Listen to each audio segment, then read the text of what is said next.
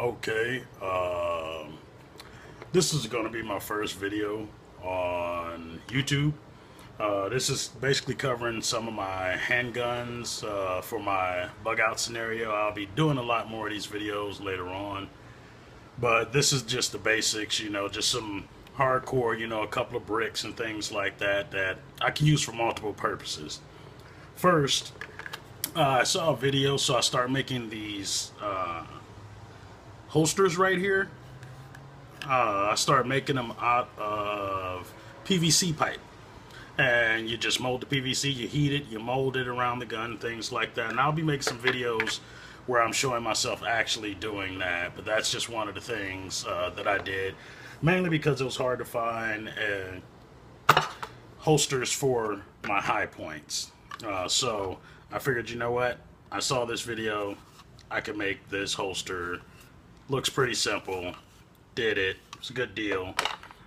So I made them for my high points, and then I just kept on going. This is for a friend of mine. This is for his Glock.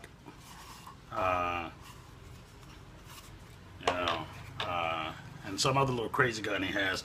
I decided I was going to try this style as well as this style, and I'll kind of show you the difference. With this, the weapon goes in like this. It's not for this gun, but it goes in like this, and so this is up against the body. Actually, this part right here is up against the body. I don't know if that's really going to work out. I'll probably have to wind up making another one that's like this, to where this part here is up against the body. It's a lot more ergonomic, and it fits better, it feels better. I don't know if this is going to work. I just kind of messed this one up, so I just kind of went with the flow. So I'm going to see how it works out. But anyway, this one right here is for, excuse me, it's for my Ruger 380 LCP. Of course, the gun is clear, as everybody can see. This one has a little hammer in the back. I know dry fire, don't do it, but I do it. I like to have all my weapons cleared completely, even before I put the magazine in. Especially because this one doesn't have a safety either, so it's clear, and it goes fits into the holster just like that. And this is my just simple little secondary firearm that I always have on me, which is my 380 LCP. This is my high point 9mm. I love it. I've seen mixed reviews about it. Most people want to talk about it badly, but I love the firearm. It's awesome. It does everything I need for it to do. It's dependable. It's never jammed up or any of those things that they say. I've never had any problems with it. I've put hundreds of rounds out of all these guns, actually thousands and all together, out of these guns and these firearms, and it works fine. It works fine for me. What I did do with this, and I did do the modification that I saw online about taking the magazine safety out.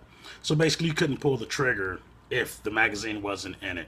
Well, because I never keep rounds in my firearms, as you see, it's clear when I picked it up, no magazine in it.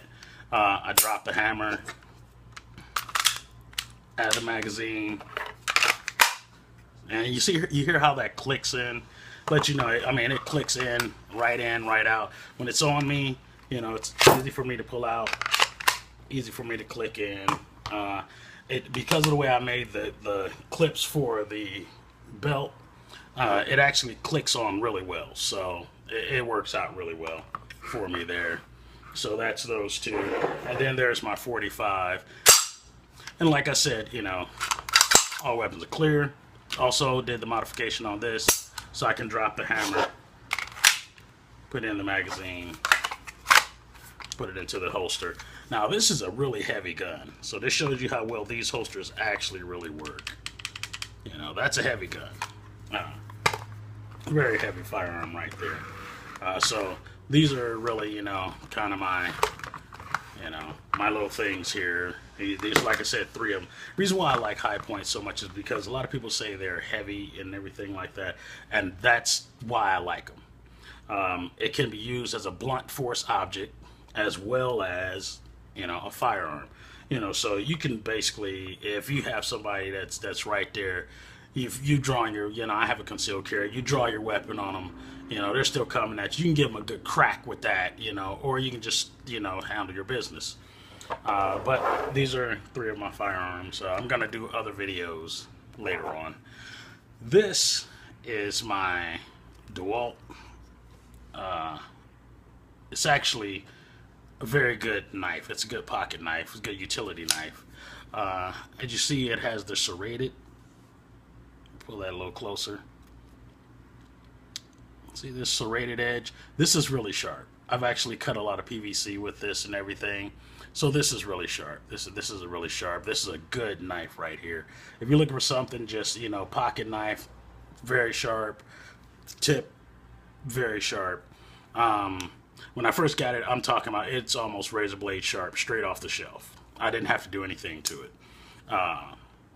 And like I said, it's a good utility knife. Works for everything that I need for it to do.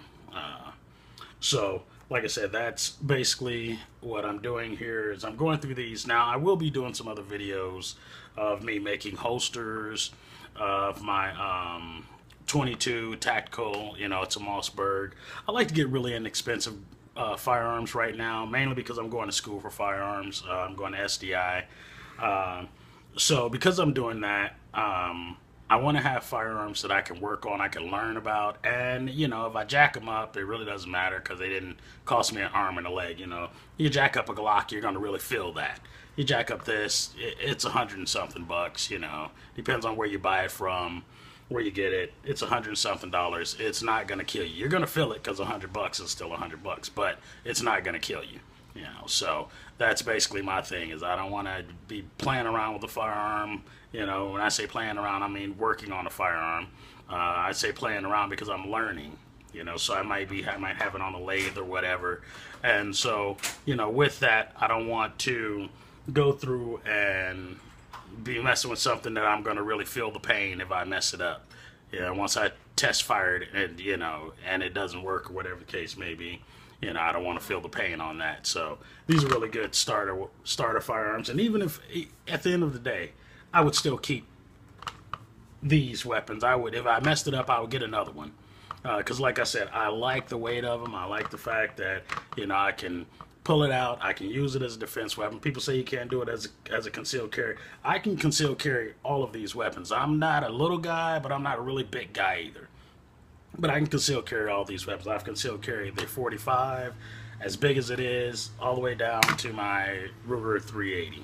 So, I don't know. Maybe, if, you know, you practice doing what you do. I don't keep anything in my fire. I don't keep them loaded at any time. If you practice drawing your weapon, dropping the hammer, you know, racking the slide, you practice that in one motion. And by the time you do a pull-up, you go in, you grab it, you drop, you pull, and you're there, you know, you're ready. And you should be able to do that relatively quick.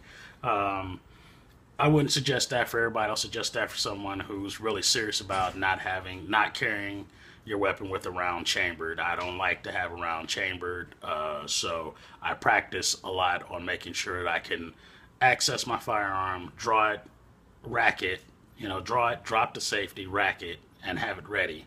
And me be in a ready stance as soon as possible. So I think I could probably do that as quick as anybody else can just draw, just can get to their weapon and draw it. I can do that motion because it's really just one motion, you know, basically the same motion that you're doing, except for as my hand is coming up, I'm doing different things. If you don't get frazzled, you keep a cool head, you'll be able to do that. If you think you're going to get nervous, you don't want to practice that style. You probably want to keep one so you can just drop the hammer and, you know, commence to going. Well, this is my first of many videos. Like I say, I'll be chronicling my SDI scenario and going through that and let you guys know how that's going on. It seems to be a pretty good course and everything. I'll be going through my Bugout scenario where I'll be showing my machetes and, you know, different things like that, and my vest and all that, you know, for the, you know, FU for my foo scenario. When the world goes foo, and I don't mean kung fu, I'm going to be ready for it, or like they say, SHTF, I like to call it foo. That's my thing. So if you like the video, hit like. If you, I don't really have a lot of videos for you to subscribe to, so when I do have more videos, please subscribe. I'll keep plugging that in there, and that's it. So, you know, God bless America.